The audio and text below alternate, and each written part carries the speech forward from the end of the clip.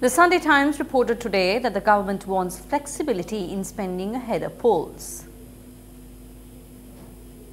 The government is to renegotiate certain components of the reform program with the International Monetary Fund. The paper reported that the negotiations are to allow for more public spending in the run-up to the next election. The paper quotes the finance minister as saying, "We will, of course, want a certain amount of flexibility in spending." Unquote. IMF loans are conditional to a country agreeing to implement policy reforms that require strict financial discipline or fiscal consolidation to reduce budget deficits and accumulation of debt stock.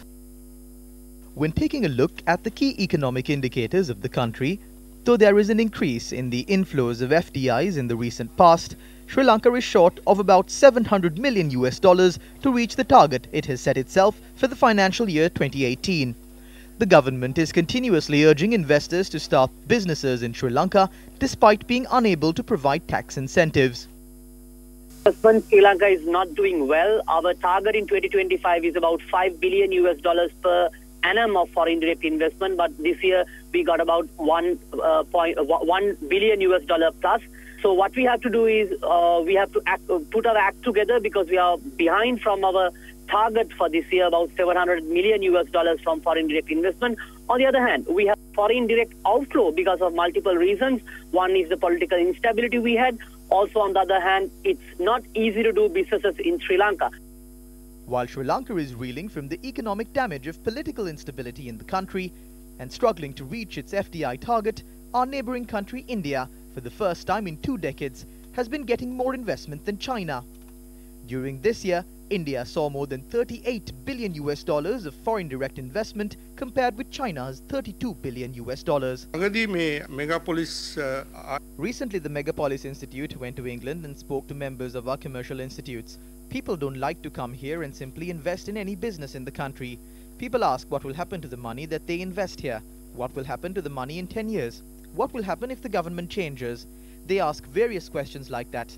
We can't answer those questions. We try to convince them that they are signing this agreement with the government and not with the governing party. But with certain things that are happening in the country, people are not happy to just invest their money here. The system of adding intermediaries and money being spent on taking care of their needs must be stopped. That is all I can say from our side. The rest can only be done by those in power in our country. We can't do them. Meanwhile, the Colombo Stock Exchange has shown disappointing signs and has shown a nearly 6% index drop compared to 2017. Amidst all of this, the irresponsible nature of how the subject ministers in charge of attracting FDIs into the country acted in the past is further highlighted by the recent statement by Minister Malik Samaravikrama in Parliament regarding the Singapore-Sri Lanka FTA. SB was also with the 14 observations. They have been submitted on the 16th again. I have the cabinet paper and asked the Attorney General. He said that there is no impairment. You can file a case and see what would happen.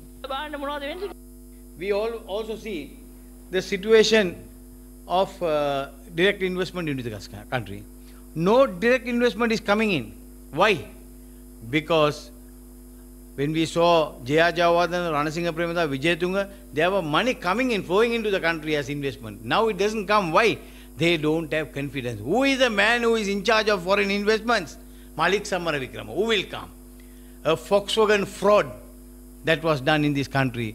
The Singapore Free Trade Agreement that was done in this country. All without the knowledge of the parliament, without the knowledge of the cabinet, these things were done.